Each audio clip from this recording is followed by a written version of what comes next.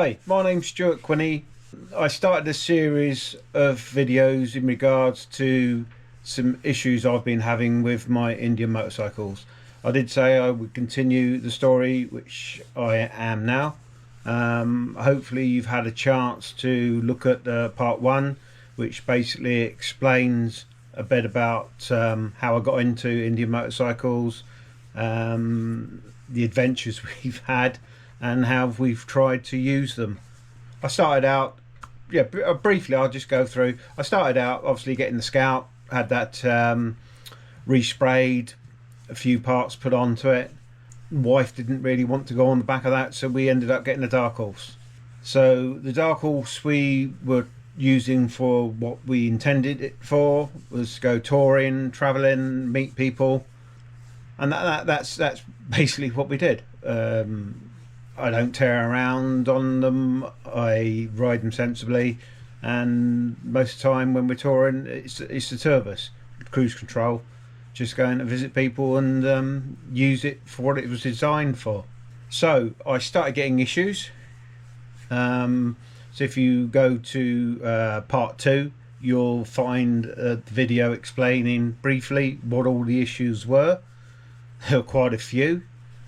I ended up hitting my head against a brick wall of the dealer after a long period of time, because I really wanted it to work with the dealer, because we're down in Cornwall in England, and our next dealer is in Poole in Dorset, which is a good 4 hours, 3-4 hours away. So obviously it was in my best interest to keep sweet with the current dealer. That never worked. So the dealer refused to answer my questions with the issues I had, and so I turned to Polaris UK. First went for owner connections. They put me onto UK Tech. UK Tech basically, in my opinion, stabbed me in the back as a customer. I asked them in confidence some questions just to be clarified, to make sure I'd got things right. I made it clear I only wanted a second opinion from them, and within 20 minutes the dealer was on the phone to me, basically swearing at me, telling me what the hell was I doing going direct to Indian. Now bearing in mind, he didn't answer any of the questions I'd asked him, which had been put in writing, and I asked him to reply in writing. This then led me to putting a complaint in with Polaris UK. They have been as much use as a chocolate teapot, not wanting to again answer any of the direct questions. Now bearing in mind, this starts with two main issues: wheel bearings failing at 14,000 miles, classed as normal. So my first question was, is it normal for the wheel bearings to fail on a brand new Roadmaster at 14,000 miles? No one has answered that question directly. Bearing in mind, this goes back to October 2021. The next issue I had was with the brakes.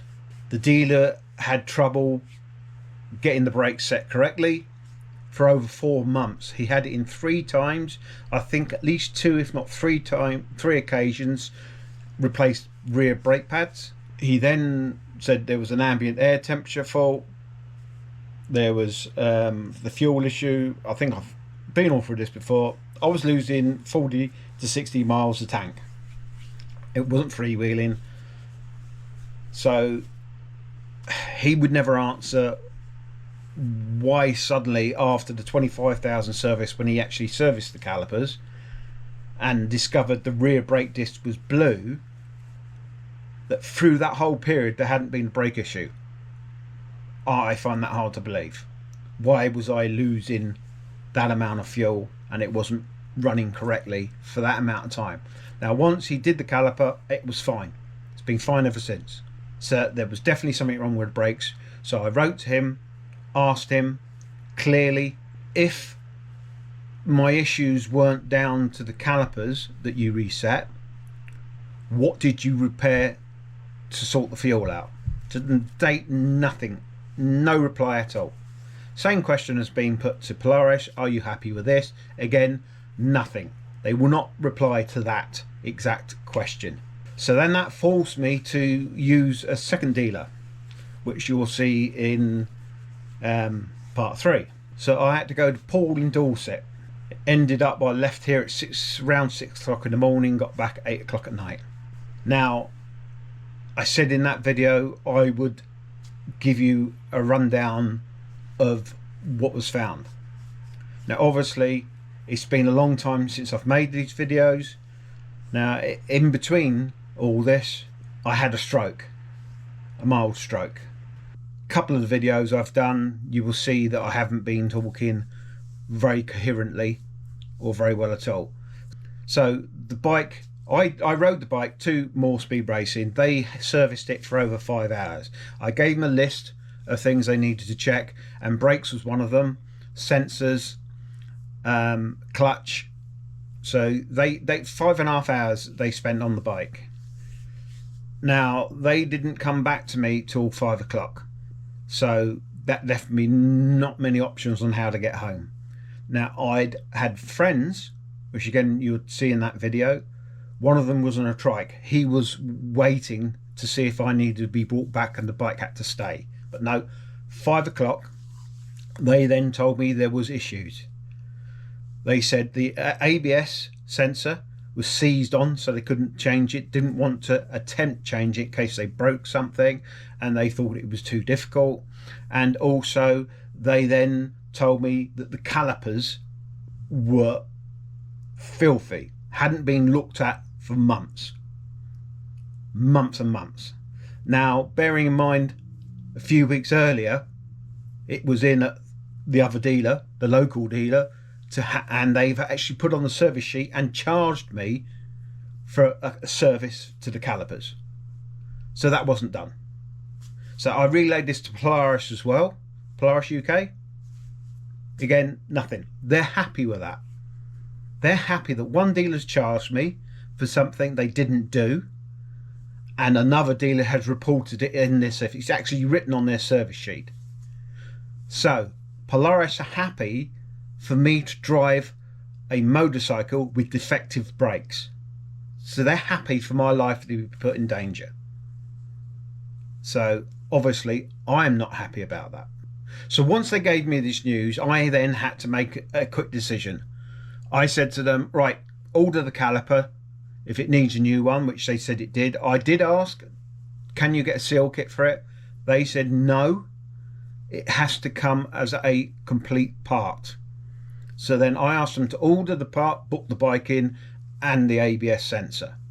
So then I had to ride it all the way home, back to Cornwall. So it was about 3.5 hours I think it took me to come back through the rain, and had it booked in. So I rode it a few times after that, and it was getting close to its 35,000 service at the time that they'd booked the bike in. I think I had a 6-week plus wait to get it booked back in. So in that time the ABS failed again completely. It took me speedo out, but that was intermittent. Sometimes I'd speedo, sometimes I wouldn't. Now this was my daily transport. I haven't got a car. This was the vehicle I was using. So bike's booked in, parts are ordered. I had a slight mishap with the bike going into a festival. Basically it laid on its side, scratched it a bit. I've got a video of that, but I don't. It's not worth putting it on here. It's just slowly going along, hit a bit of hay, straight on its side. So it's got a couple of scratches on it, and I think the front crash bar was slightly lifted. So nothing major. So I said to them, right, I'm not going to ride it because I'm not happy that the speedo is intermittent, everything else. So I arranged to have it transported to them and said, when you can get round to it, do it. If you can do it quicker than the date you've given me, great. So they had it, I think, 2 weeks earlier than the date than it was scheduled. So a couple of days went by, and then I had a phone call saying the bike was ready to pick up. They said they had to order the caliper in, and it would take a while and wouldn't be seen for a couple of weeks. So I said to them, "Oh, so the ABS and the calipers sorted?" They said to me, "What do you mean caliper?" I was just taken aback. I did not know what to say. A few more communications went backs and forwards, and I still can't get my head around this one, but I'll explain at the end why. So I was then told the caliper hadn't been ordered. They didn't know the caliper needed. Now, this is the same person I've been dealing with all the time who was booking the bike in. I've got emails from that person telling me the caliper had been ordered, sending me the quote for the caliper. So I really do not understand what is going on here. Now, bear in mind, this is the second nearest Indian dealer I'd have to take it to. And then ABS. This is like the fourth or fifth ABS sensor that's gone on the bike. They then told me that's not covered by warranty. Now, I said to them, well, the last three were, and it's a powertrain and electronics warranty for 5 years. Now, my understanding and reading of the warranty is that if it's an electronic part that's sending signals back to the ECU and is not a wear and tear part, it's covered by warranty. So a couple of emails went backs and forwards. Then they went, right, okay, we'll cover the warranty on the part, which I think they were trying to charge me over £200 for the part, which I've been told from friends in America it cost $8.99 when Polaris get the part in. Anyway, I then have a discussion with them about the caliper again and said, look, you said this was a part that this part was ordered. You also said to me when I was at your dealership that it's a sealed unit and you cannot get the seals, and I have that in writing from you as well. I've since talked to 2 other garages and found out there is a seal kit for it, so you can replace the seals on the unit. And you've clearly said to me there's not a seal kit available. You have to have one specially made, and it's cheaper to buy the full unit. I lost all faith with them again. They did the ABS. They charged me for test riding the bike with the ABS covered under warranty, so I still got charged. So then I had to pay for the bike to get collected and taken to another local independent dealer. Now, within 10 minutes, he tested and measured the sensor, the gap. He said it should be 0.75 of a mil, and they'd set it at 1.5 of a mil. Now, the guy that transported is somebody I know, and he said he witnessed this happen. They started the bike up, he'd give it a quick ride, and the ABS sensor light was still on. He then reset it to 0.75 and got rid of it. So, now the brakes. I said to him, well, can you strip it down, put new seals in it? He said, yep, no problem. So a few days later, I get a call from him, come pick the bike up. So I go to him, and I was a bit surprised. I said to him, well, did you get the seal kit in that quickly? He said to me, didn't need to, just needed a clean. I took it out, took it apart, put it back together, no problem, cleaned it up, you're good to go. Charged me £48, and I had no problems at all once I started riding the bike.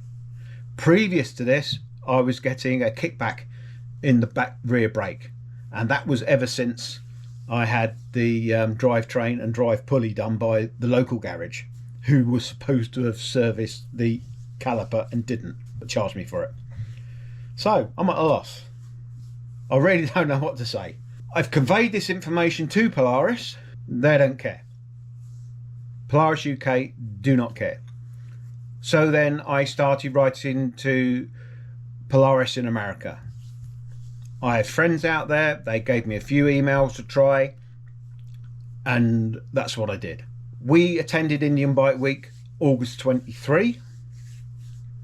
I tried to get a meeting at Medina, which is one of the head offices of Polaris, and was about an hour and a half away from the event, the Indian Bike Week we were attending in America. Didn't want to know. I have that recorded. Again, I feel I'll save that for later if I need to, but I had that conversation, or the first part of it, recorded to prove that I rung them. And I also emailed the CEO of Polaris. Again, Polaris have told me not to use names. They are threatening me with legal action, which, as a customer making a legitimate complaint, I really don't understand.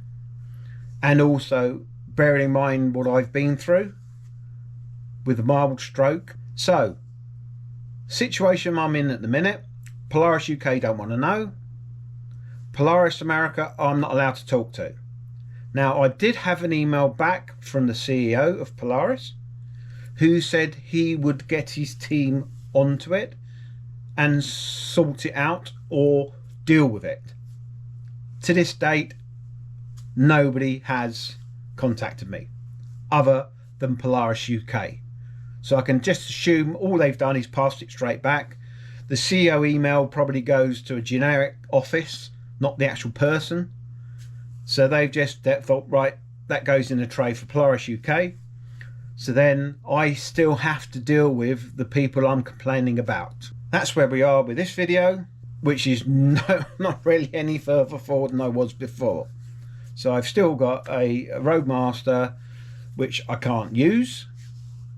Not just because of my health, but it needs looking at. They threatened my warranty. They've basically threatened my ownership.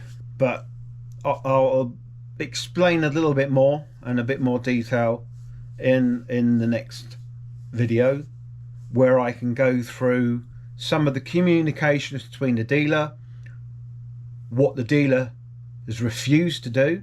I can then go through with what Polaris owner connections have told me, what UK Tech have told me, and what Polaris UK have threatened me. I've got documentation to back all this up, so I shall go through that in detail in the next video, part 5. Right, thank you.